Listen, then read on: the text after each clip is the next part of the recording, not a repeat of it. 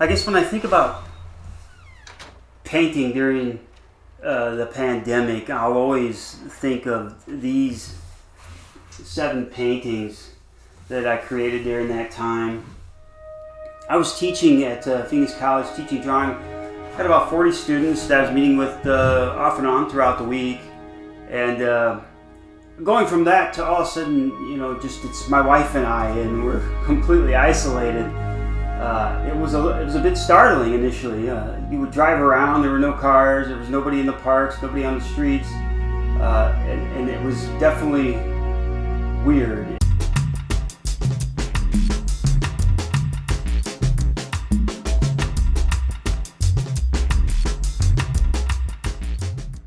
I think some people struggle with that isolation. And as an artist and as a designer, for me, isolation is a real positive. I never saw it as a negative. I love having that time to get away from everything and really put my head down and work. But I know a lot of people struggle with it.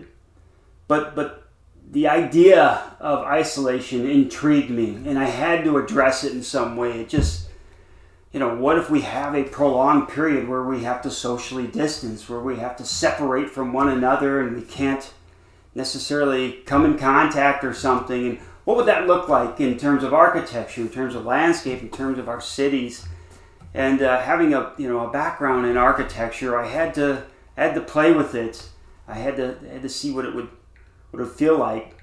So initially I did a series of these just architectural drawings using my computer and digital tools and explored what this new world might feel like, and created little capsules that people live in, and they were kind of influenced by the idea of early 50s retro campers and stuff, because I really saw that camper as the idea of 50s futurist as being a symbol of isolation and getting away and separating. But I put them in these environments that were, much more desolate, post-apocalyptic, very sci-fi feel to these drawings. And they were fun to do, they were fun to make, and they really were sort of therapeutic for what we're going through. It made me address it in my own way. They were a lot of fun to make. At the time, though, I was also finishing up this little studio in my backyard, and slowly getting that done. And finally got in here and started working, started painting.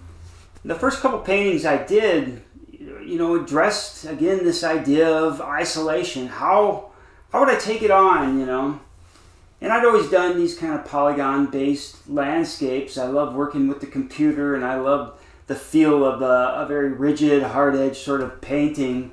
But the first 2 paintings were just simple towers, kind of influenced or inspired by, I guess, the hoodoo sorts of towers that you might see in the Southwest.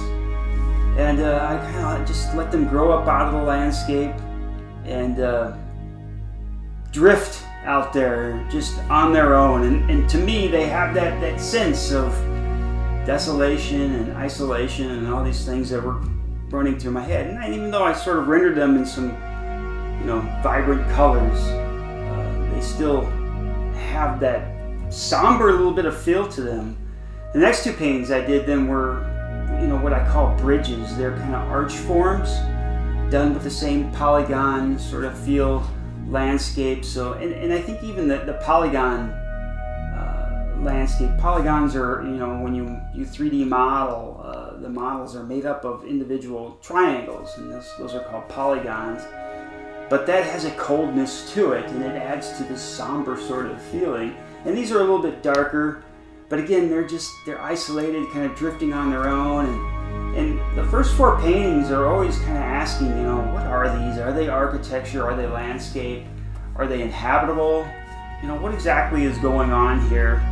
And are these little polygon areas, are they intended to be capsules? Do people live in them?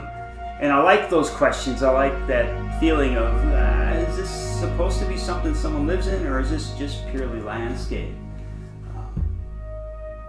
I moved from them. No, I mean, it was as the pandemic wore on and that somber doom and gloom, we were hearing of deaths every day, and it was horrible.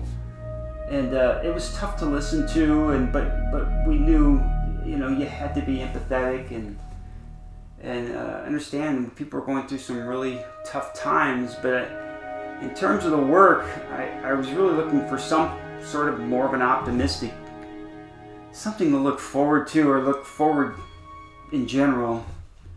And I'd always been a fan of Ettore Sottsa's. I'd always, known about Memphis design, but I never really delved too deep into it. And for some reason, during the pandemic, it just made sense. It just felt, optimistic.